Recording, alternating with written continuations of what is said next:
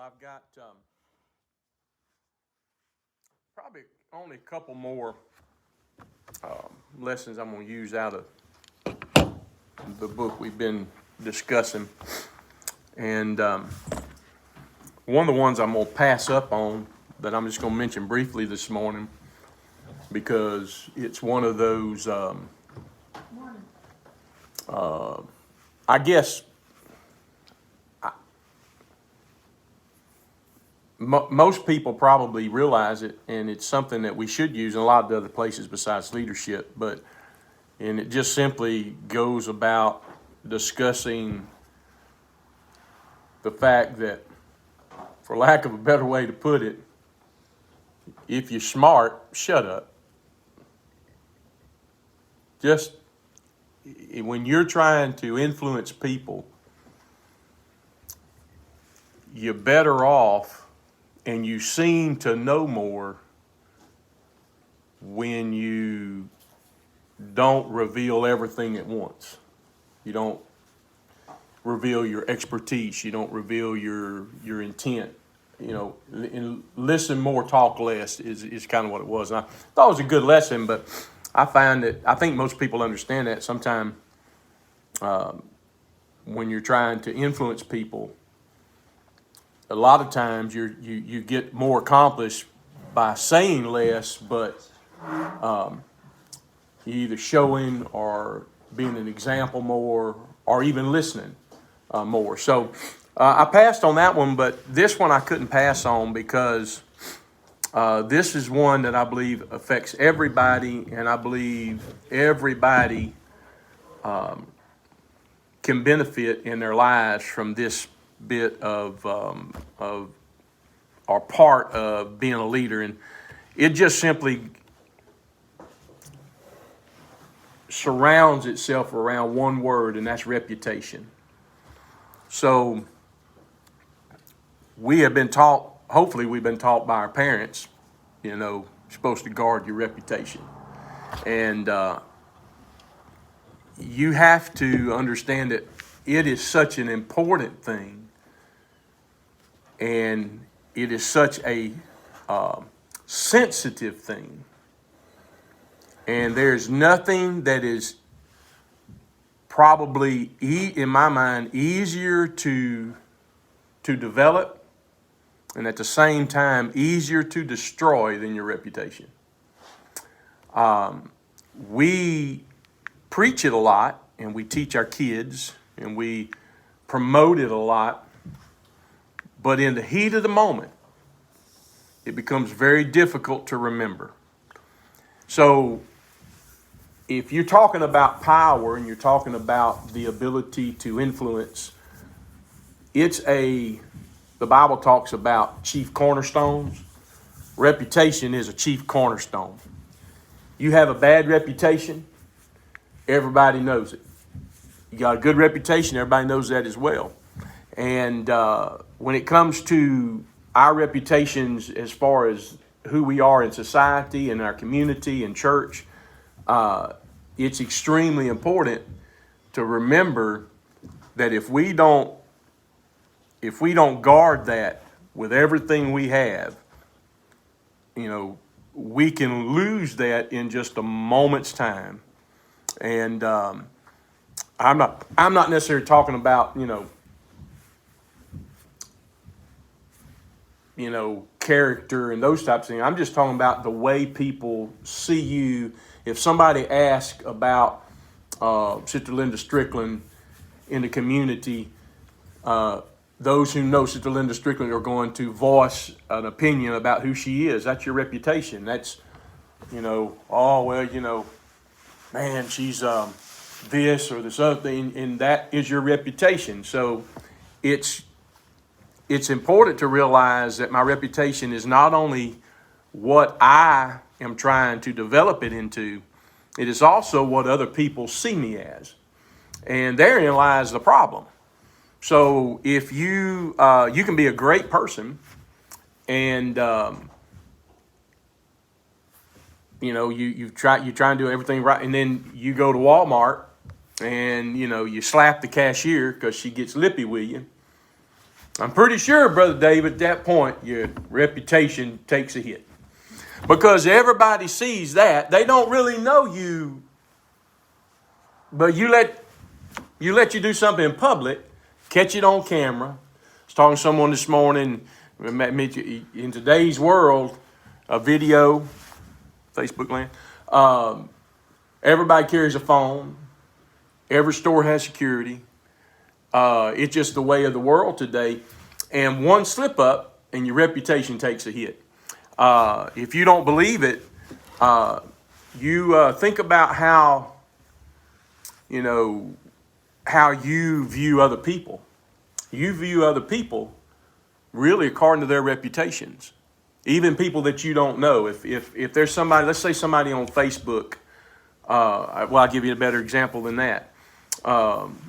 In the process of trying and look around to find a squirrel dog, we made a choice because the reputation a man had in the public's eye on Facebook and those who knew him, his reputation said this is a fella that we feel like is going to have the kind of dog and have the kind of animal that we're looking for. So we go visit him. Until we actually see him, we can only go by what we've seen on Facebook and in the public's eye, reviews of his dogs. And so when people want to come to church and you're trying to influence people to come to church, sometimes you're talking to people that may not know you very well, but let's say they go to the church's Facebook page. And let's say they ask their neighbor, hey, do you know so-and-so? They go to church here. They ask me to come to church. All of a sudden, our reputations are very important because that's the only way people are going to be viewing us. They don't know us yet. They don't know you personally. They know you according to your reputation. You always have to be on the lookout and be on the almost like a defensive posture for attacks. You see, people who don't like you will attack your reputation first because that's the easiest thing to do. They can talk about you behind your back, say things about you, tell stories about you, whatever the case may be, and then you have to deal with that. And you have to be on the lookout. In the business world, you have to be very understanding of the fact that your competitors, if they get a chance to tarnish your reputation, they will do so. That's what competitors do. It's what we all do. If you really want to be honest with yourself, when you don't like somebody, you don't have very much good to say about them. And, we teach our kids, never say anything bad about anybody. I hope there's no kids watching, but that's hogwash.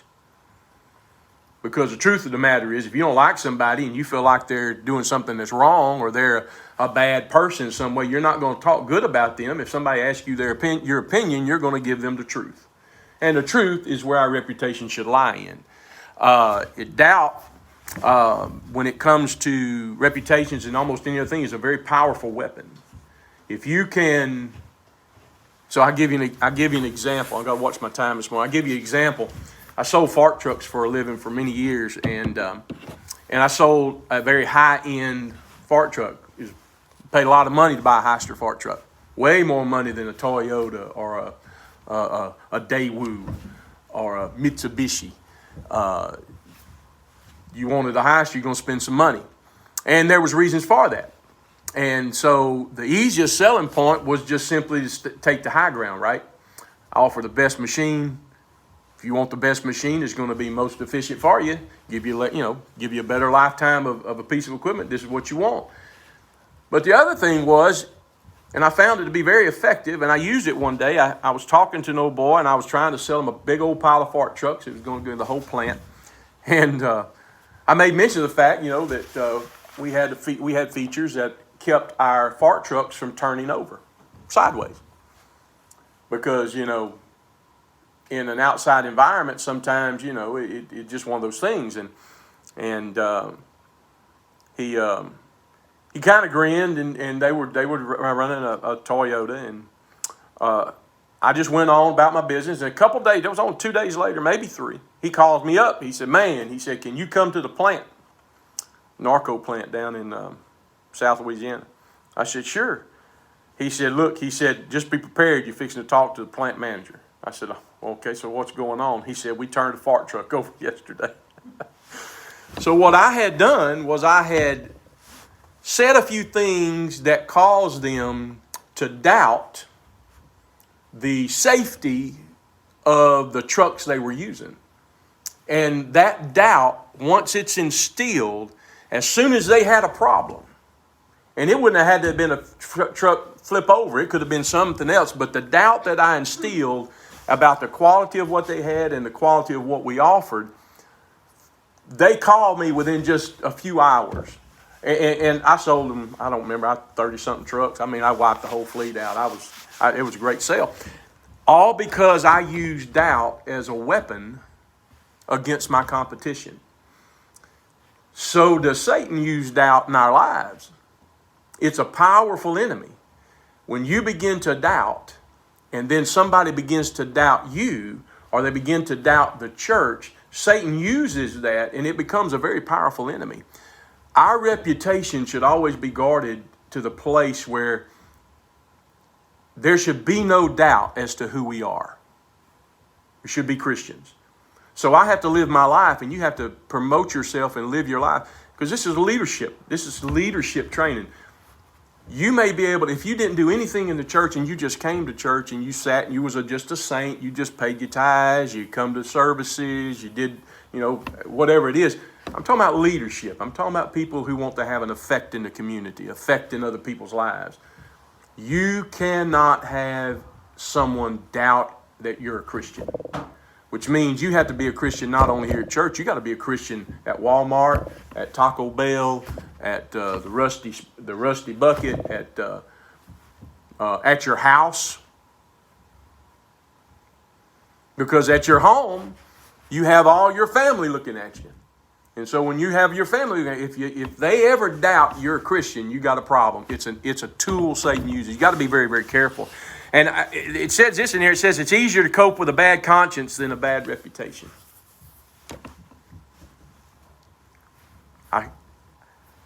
I look at that and I go, what's that really trying to say? What it's really trying to say is, at all costs, even if you feel as if you may be going overboard in some way, or you're trying too hard, there's never a time where protecting your reputation is not okay. I mean, to the point where the Bible says this way: if you're not careful, you have to make sure that even the appearance of evil is something that you watch out for. So, and you say, well, that seems sometimes, maybe that seems silly. No, it's not silly if it's to protect your reputation. Your reputation is more important than you feeling bad or guilty or silly about something that you're trying to do. And, people go, why do I have to do this? Or why don't I have, I'm not here to talk about, what we should do or what we shouldn't do. What I'm here to say is whatever you do, in whatever fashion or whatever way, you better at the back of your mind always have, how is this going to affect how others see me and view me? And Brother Captain has a unique kind of a place in how he has to act because he owns a company, right? And you say, well, he should be a Christian. Well, that's true. And well, he should, he's always going to, he's going to act like he's at church when he's at William Gray Tank, Grant Tank. He's going, when you go into his office, he's going to be in the middle of a prayer meeting. And, you're going to hear him singing gospel music as he walks across the plant. And he's going to carry his Bible under his arm everywhere he goes out in the shop. Let's get real, folks. This is a job, right? He owns a company. I don't know, outside of Mike, I don't know if there's any other Pentecostals that are there. I don't think there are. So he's in a unique position. He's the boss. He's the big cheese, the head honcho. But he's also got to remember, I am running a business, so if somebody's not doing their job and I got to clean their plow, I got to clean their plow. I'm going to have to fuss at somebody. I might have to fire somebody. I might have to holler at somebody. I might have to do some things that every other job does, right? His issue is now he's got to do it and not damage his Christian reputation. And so he may feel like taking a baseball bat and smacking somebody over the head, but he can't. And is he going to go out there and is he going to, always make a decision after he prays about it? Probably not. We make decisions all day long without prayer. However, even those decisions have to be kind of measured against our reputation. I need a reputation of being fair and honest and upright, ethical, moral, and those things kind of lend itself to being a Christian. So our goals in life, we get reputations over a lot of things, and sometimes there's multiple things we get reputations for. A good reputation seems to always center over one thing. If you ask Brother Lee about me, and I've had people who have, most of the time, he has told them without the other stuff, he will tell you there's a lot of things that may be good or bad, but the one thing that he is loyal. And if he's loyal to you, if he's your friend, if he says he's your friend, he'll help you bury a body. And see, Brother Captain, he's kind of doesn't know whether he's in the friendship circle with Brother Reeves and I or not. But if Brother Captain called me up and said, look, I've made a boo-boo and I need some help hiding the body. I would help Brother Captain hide the body.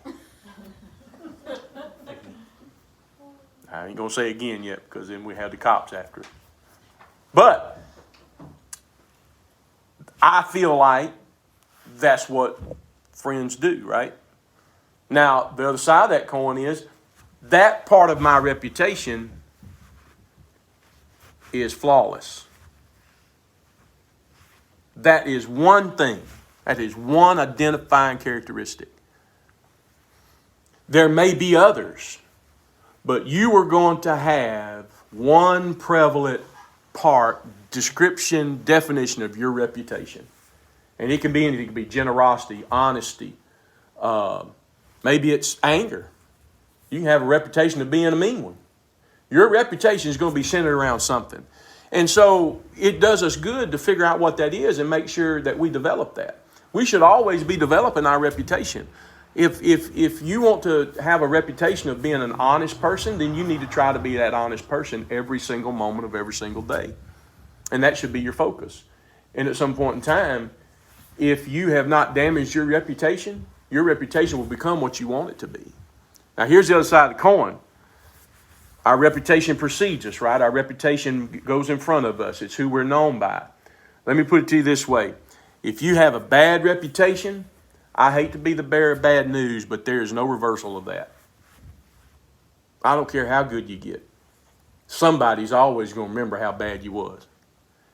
You're never going to get away from a bad reputation. God's the only one that will allow you to change your life. And even then, there's no guarantee that people will change their minds. Now, I'm not saying you can't change your life to be better. All I'm saying is your reputation, once it's damaged, it's damaged. If you don't believe it, you think of anybody in your life that was married and cheated on their spouse. Just pick somebody, because we all know people. We all know I got friends that have done it, right?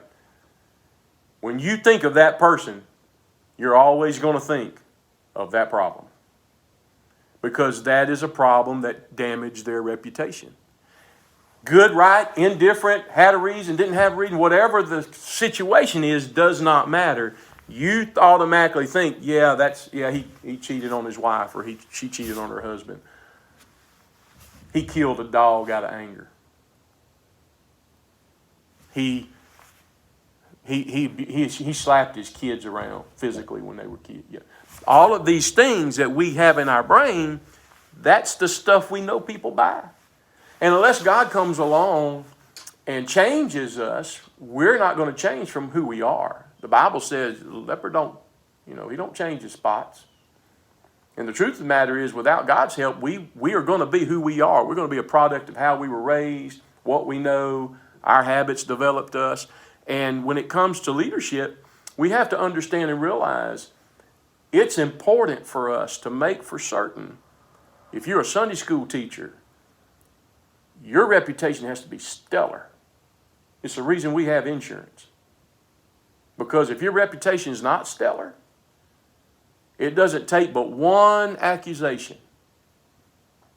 If I had a history of running around with a church secretary, man, I wish Sister Charlene was in here for this. That would be so much fun. If I had a history of running around with a church secretary, and for everybody's knowledge, I sleep with the church secretary. She was my church secretary in Kenner. If I had that reputation, even to the point where it might just have been a rumor, and somebody, Brother David, told Sister Pike, told his wife, said, you know what, I saw Brother Randy. He was standing awful close to Sister Charlene the other Sunday morning. Just that. Well, I might have been chatting with whatever that was. If I had the reputation, that single accusation automatically makes me guilty. You say, well, I wouldn't believe it. Well, I appreciate that. You're a friend like I am. You're loyal. But that don't mean everybody in the world's loyal. And that doesn't mean everybody's going to have the same. There's going to be somebody going to go, well, yeah, I know the reason why. I'll go down there in Kenner, man. He was sleeping with his secretary. I have to remember, if I'm going to be effective in being able to, really the word is alter. If I'm going to alter other people's lives, whether it be Sunday school kids, whether it be people in the community, whether people I work for or with or am the boss of, my family, my friends, my acquaintances, if I'm going to change their life and alter them in some way, my reputation has to be exemplary. It has to be perfect. It has to be without spot, blemish, wrinkle. It has to be. Because if I give somebody the opportunity to find the doubt in my reputation, if there's doubt there, then Satan uses that, and I cannot be as effective as I should be. And so, you go, well, how important it is. It's important enough that every single decision you make could affect it. The amount you tip. Those Pentecostals got a bad rap already. Why? Because there's a lot of Pentecostals, they ain't figured out you're supposed to tip your waitresses and your waiters and all that stuff. They just get up and leave $1. You go to Jalapeno Tree, you order 16, 15, 16, 25, 30 people in a group of Pentecostals, and the poor little old waitress gets $5. That's our church. That's our denominational reputation. And it stinks in that department. And when you go and you talk to waiters and waitresses, you know it because they'll tell you, last people we want is a bunch of Pentecostals. A bunch of church folks. We don't want church folks in here. Why? Well, they don't ever tip. So what I do is I tip more. Can I take up and make up the difference? No. But everywhere I go, if I've been there more than a couple or 3 times, they want my business. Them waitresses, they flock in the door. I take it. And then they start telling me what I'm going to eat. So that tells you right there I'm probably just there too many times a week. But even though I go to, let's say I go to the Rusty Star. Let's say I go 3 or 4 times a week, right? And you say, well, now you're familiar. I know that I still tip that way. I tip to the point where I want them, whenever somebody in the community says, you know that guy pastors New Life Tabernacle out there in Price. Oh yeah, he comes in. Oh man, that guy, he's a tipper. He's generous. He's always friendly. He's always smiling. He's never mean. He doesn't scream. He doesn't holler when my food's bad. If I don't have that reputation, how in the world am I ever going to invite somebody to church and have them want to come if everybody they talk to in the community says, that's the meanest old pastor I believe I've ever met? Well, how are you going to invite somebody to church if in the community your reputation is less than stellar? When I talk to people, and I ask people, I check y'all's credentials too. I do. Because if I'm out in the community and I'm talking to someone, telling where I pastor, I say, well, do you know someone? They say, well, I live in Turnertown. Well, do you know Sister Linda Strickland? Oh, yes, they live down. Oh, that's a sweetheart. Boy, she always dresses to the... Or maybe I say, do you know that sister? Do you know that Sister Dawes? Oh, Lord, the parties that woman, my Lord, keeps us up all hours of the night drinking and carrying on, smoking dope. I'm just joking. Sister Dawes would never do any of that. But your reputation at home is going to affect your reputation at church. And so it's very important. Reputation is very important. Sometimes we forget how important, and sometimes we forget that we have to understand that whenever we look at other people, we have to remember too, their reputation may or may not be true, but it's what we got to work with. And sometimes we have to, just as we want the world to look at us and understand we're human and we can make mistakes, we have to realize the same thing for other people and who we deal with. And so it just does us good to remember every once in a while. So I think, we're right on time. Anybody got a question, comment? Anybody want to make a statement? Brother Captain just glad that he's back in the friend circle. He was so lonesome out there. It's like you don't have a second chance to make a first impression. Nope. Or whatever that saying is. That's exactly right. If you are introduced to someone, and I try not to do this because I think it bugs me, but have you ever been introduced to someone by a friend of yours, whoever that is? Say Brother Captain introduces me to Mike. Says, hey, Brother Randy, this is Mike. Mike, this is Pastor Randy. And Mike, he didn't, but, Mike's on his cell phone, turns around, walks off.